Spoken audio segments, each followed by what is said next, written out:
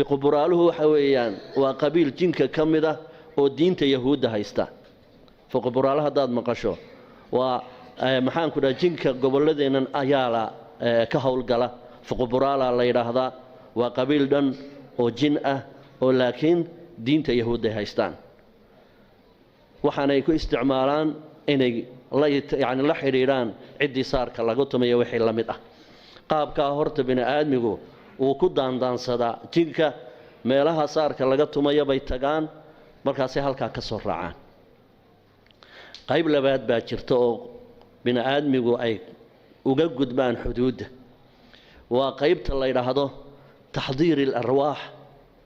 wa muluk al-jan taxdiir al-arwaax وملوك الجان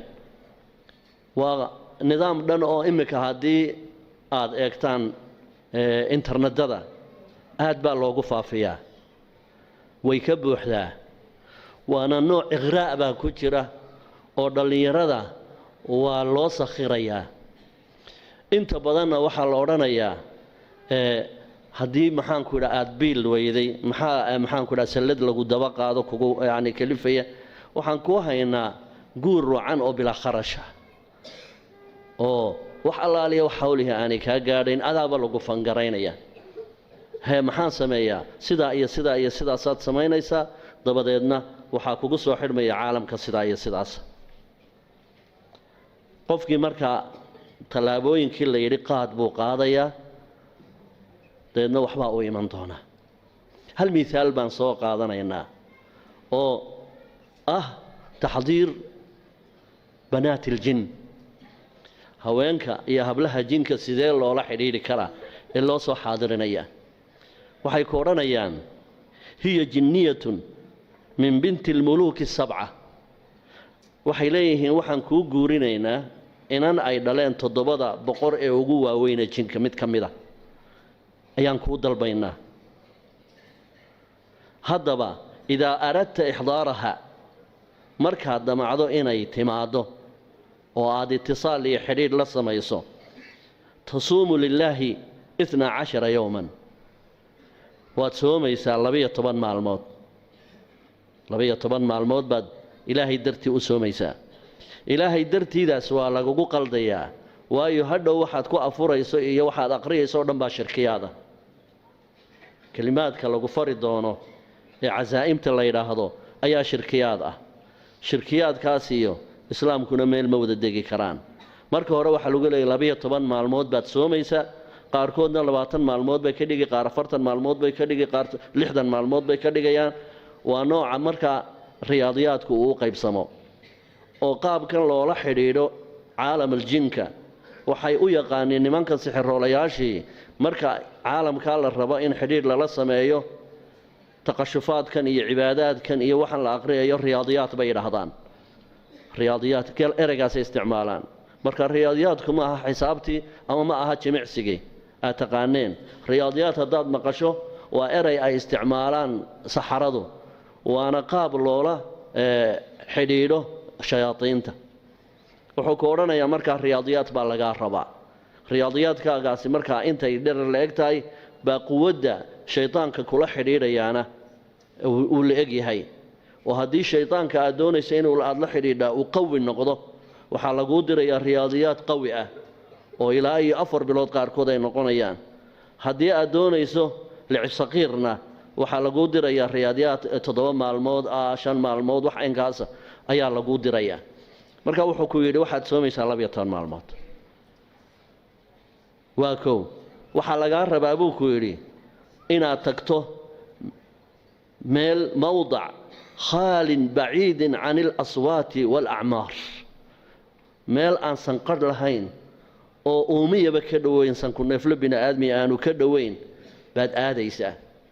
12 maalmood markaad afuraysana canjeero ka samaysan shaciir waheed baa lagu ogol yahay wax oon xoolaada laguma ogola afkaa saari maysid waxaad ku darsanaysaa geedka cuudka la yiraahdo saliid lagu shiilay ayuunbaad ku darsanaysaa intaasaa nafaqo ku noqonaysa maalin kastana inaad maydhataa lagaa rabaa maalin kastana inaad shidato waxyaalaha la shito ama ha ahaato jaawi ama wax la mid ha ahaatee inaad isa sii diyaarso maalin walba aad maydhato aad shidato jaawi baa lagaa rabaa waxaa lagaa rabaa markaa inaad salaad kastoo tukato inaad cazaa'imtan aad aqrido markaad salaadii ka baxdo cazaa'imtan aad aqriyaysaa casiimo waxaa la yidhaahdaa waa erayo ay isticmaalaan sixiroorayaashu wax kasta oo kelmado lagu dhawaaqayo ama shirkiyaad ha ahaadaan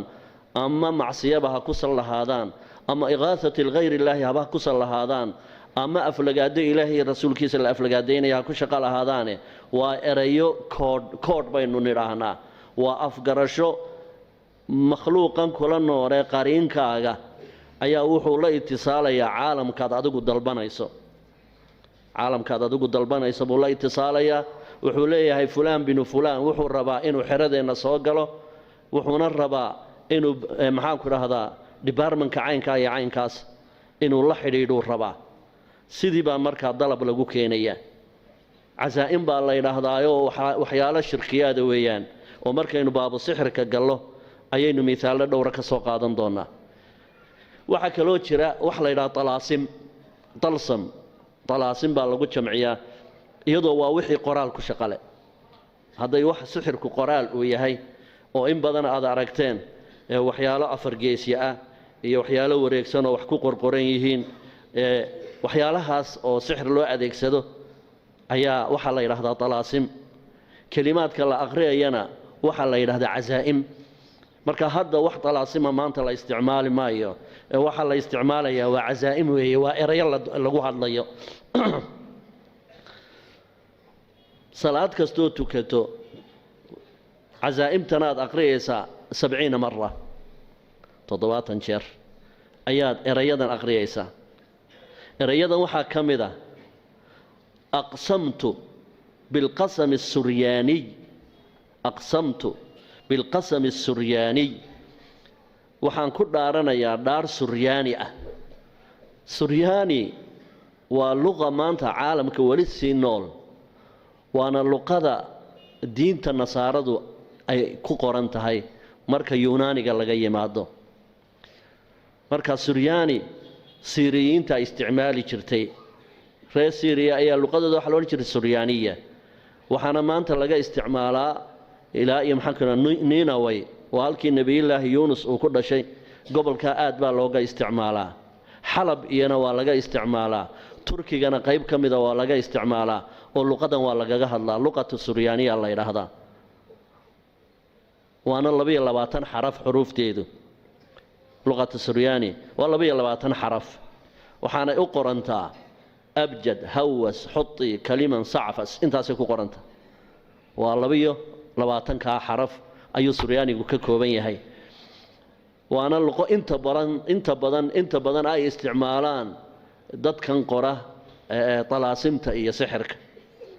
ay isticmaalaan wuxuu leeyahay markaa waxaan ku dhaartay luqata suryaani baan ku dhaartay calaa maliixati alqad waxaanan ku dhaaranayaa midda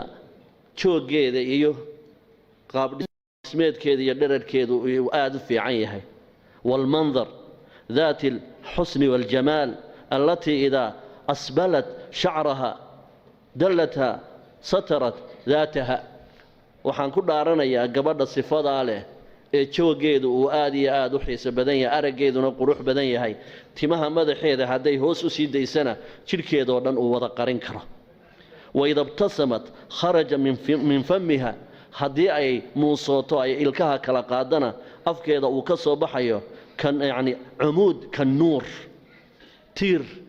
aad mooddo iftiin oo tiir oo kale aad mooddo taasaan anigu u dhaaranaya aqbilii limaxabbatii wa khidmatii waxaan dhaartaa kuugu maray inaad iigu timaaddo waan ku jeclahay inaad ii shaqaysana waan rabaa ayatuha alfaatilatu taa'ira midaadan haybadda le ee duushaay markaasuu tirinayaa ayna sawaaxibuki aaway kuwii kula socon jiray ka maymuuna wayaaquuta iyo magacyo caynkaasuu tirinayaa markuu asmaadaa tiriyo waa casaa'imta laga rabo in uu aqriyo ayaa waxay odhanayaan markaad 12 cisho salaad walba 7 jeer asmaadana aad u dhaarato ee aad dadkan dalbato oo shayaatiintan u yeedhato waxaad arki doontaa yadharu laka thucbaan cadiim mas baa kugu soo bixi doona meel cidlaa joogtaa bini aadmi kama dhowa hayjad cidlaa mas aad iyo aad u weyn baa kugu soo baxaya waa maraad xidhiidhkii ilaahay oo dhan aad ka takhallustood cidlo taagan tahay wax kuu soo gurmadaana aanay jirin thucbaankaasi tala ku weydiin maayo qoortu iskaga kaa maraya ha ka baqanin markuu thucbaankaasi qoorta iskaga kaa duubo ha argagixin casaa'imta badi casaa'imtii aad u aqri markaad casaa'imta aad u aqrido uu kaa degaya waad waayeysaa markaad weydo casaa'imtiina aad kordhisay waxaa kugu soo baxayaa jamac dumara oo aad quruxdooda yaabto ama kaagayso ayaa kugu soo baxaya oo dharkay xidhan yihiin dhammaan wada xariir yihiin gacmahana dahab iyo lu'aali ku xidhan yacni waxaanay sitaan gabadh walbaaba dabaq uu dahab ka buuxo markaasaa waxay ku odhanayaan hablahayagan mid ka dooro falaa tujibhunna taad u socotay maaha ha ajiibin kuwaas markaad ajiibi weydo yadhabna way iska tegi doonaan casaa'imtaadii iska wado akhiiran waxaa kuu iman doonta gabadh ayaa kuu iman doonta baydaa kaamilat alqad gabadh aad u cad oo jooggeedu uu dhammaystiran yahay kaannaha julnaar aad ubax moodo julnaarku waxa weeye ubaxa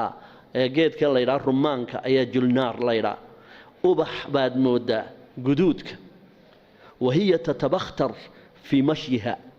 si la yaab leh bay isu jajabinaysaa oo isu soo maldhakhinaysaa oo ay u soo tallaabsanaysaa oo timihiina way sii daysay xagga laabteeday u soo daysay oo waxay xidhan tahay nooc ashqaraar ah oo dahab ah iyo lu'aali ayay xidhan tahay rubbiga nooc kasta kii cagaarka iyo kii casaaba way xidhan tahay markay intaasi way kula hadli doontaa mar allaaliya markay hadashana